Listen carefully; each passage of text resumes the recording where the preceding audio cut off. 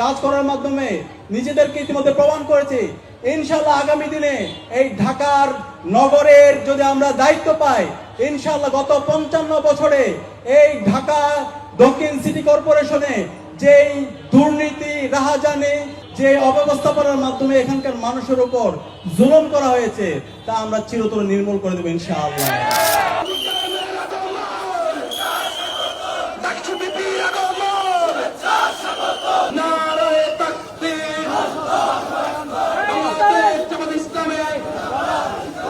নারে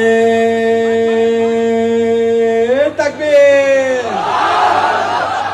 নারে তাকবীর, আল্লাহু আকবার, ইনকিলাব ইনকিলাব, জিন্দাবাদ জিন্দাবাদ, আবু সাঈদ মুক্ত,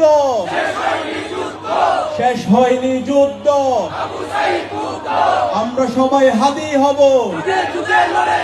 যুগে যুগে লড়ে যাব, হাদি ভাইয়ের রক্ত বৃথা যেতে দেব না, আবু সাঈদের রক্ত, আলী রায়হানের রক্ত, ইনকিলাব ইনকিলাব, জিন্দাবাদ জিন্দাবাদ।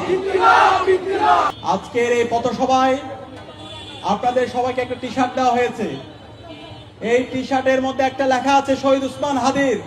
সেই লেখাটা কি আপনারা সবাই একসাথে বলতে পারবেন? সেই লেখাটা কি? জান দেব, জুলাই দিব না। শহীদ ওসমান হাদি জুলাই বিপ্লব পরবর্তী দেখিয়েছেন কিভাবে জুলাইয়ের জন্য কথা বলতে হয়, কিভাবে জুলাই বিপ্লবের আকাঙ্ক্ষাকে ধারণ করতে হয়, কিভাবে শহীদ আবু সাঈদের মতো দুই হাতকে উজাড় করে রাজপথে নামতে হয়, কিভাবে ইনসাফের পক্ষে লড়াই করতে করতে জীবন উৎসর্গ করতে হয়। শহীদ আমাদের ওসমান হাদি যেই লড়াই আমাদেরকে শিখিয়েছে, সেই লড়াই আমাদেরকে শিখিয়েছিল আমাদের শহীদ নেতৃবৃন্দ, সেই লড়াই শিখিয়েছে আমাদের সকলের প্রিয় নেতা আল্লামা দেলোয়ার হোসেন সাঈদী। আল্লামা দেলোয়ার হোসেন সাঈদী সারাটা জীবন তিনি আধিপত্যবাদের বিরুদ্ধে কথা বলেছেন, সারাটা জীবন তিনি আগ্রাসনের বিরুদ্ধে, হিন্দুত্ববাদের বিরুদ্ধে তিনি কথা বলে এই অঞ্চলের মানুষের মুক্তির লড়াইয়ে নেতৃত্ব দিয়েছেন। আমাদের আল্লামা দেলোয়ার হোসেন সাঈদী থেকে শুরু করে মাওলানা মতিউর রহমান নিজামী, শহীদ কামরুজ্জামান, আলী হাসান মোহাম্মদ মুজাহিদ থেকে শুরু করে সকল নেতৃবৃন্দ, তারা সব সময় ইনসাফের পক্ষে কথা বলতে বলতে, আধিপত্যবাদের বিরুদ্ধে কথা বলতে বলতে তাদের জীবনকে উৎসর্গ করেছেন। তারা আমাদেরকে যে আজাদির সিলসিলা দেখিয়েছে, সেই আজাদির সিলসিলা 24-এর ছাত্র জনতার সকল শহীদরা ধারণ করত। 24-এর যে প্রজন্ম তৈরি হয়েছে, সেই প্রজন্ম আমাদের শহীদ নেতৃবৃন্দের সেই শহীদ আকাঙ্ক্ষাকে তারা ধারণ করত। সেটা আমরা দেখতে পেয়েছি যখন ইন্টারনেট ব্ল্যাক আউট ছিল, যখন কারফিউ জারি ছিল, বাংলার প্রতিটি প্রান্তরে আমাদের সর্বস্তরের নাগরিকরা তারা রাজপথে নেমে নারে তাকবীর আল্লাহু আকবার স্লোগানে তাদের জীবনকে উৎসর্গ করেছিল।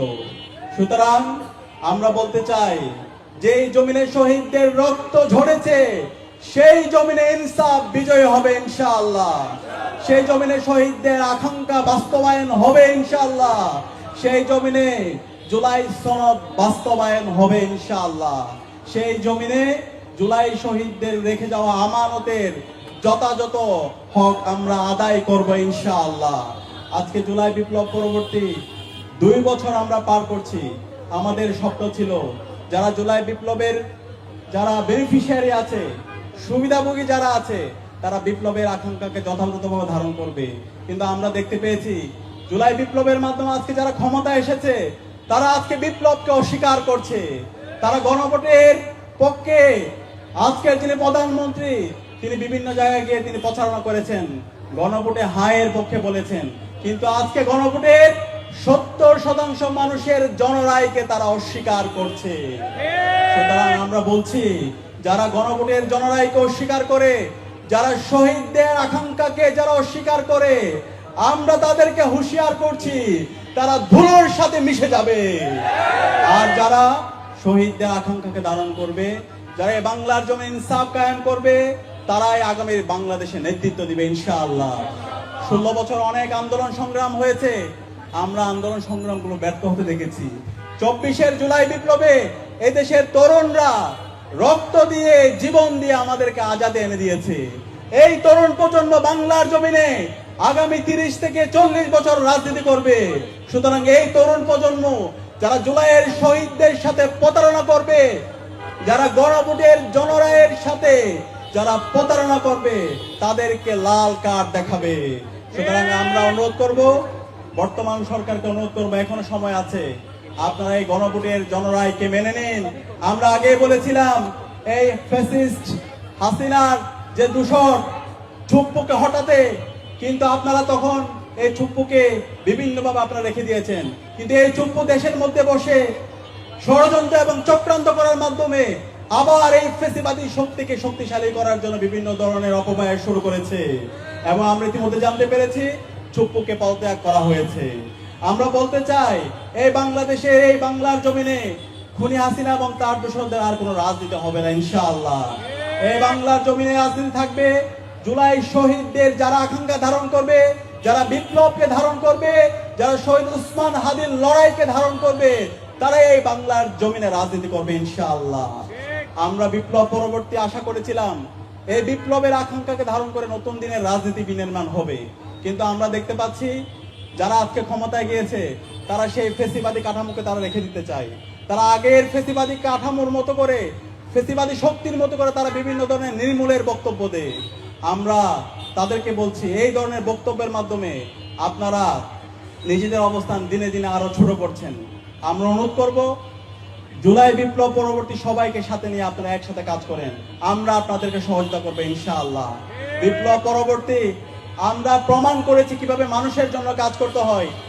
বিপ্লব পরবর্তী আজকে 2 বছর আমরা পাস করছি, এই 2 বছর আমরা দেখিয়েছি জুলাই বিপ্লবকে কিভাবে ধারণ করতে হয়। আমাদের নেতা, বিরোধী দলীয় নেতা, বাংলাদেশের মাটি ও মানুষের নেতা ডাক্তার শফিকুর রহমান দেখিয়েছেন কিভাবে শহীদদের আকাঙ্ক্ষাকে ধারণ করতে হয়, কিভাবে প্রত্যেক শহীদ পরিবারের কাছে যেতে হয়, কিভাবে শহীদদের আকাঙ্ক্ষাগুলো বাংলাদেশের 56,000 বর্গ মাইল জুড়ে ছড়িয়ে দিতে হয়।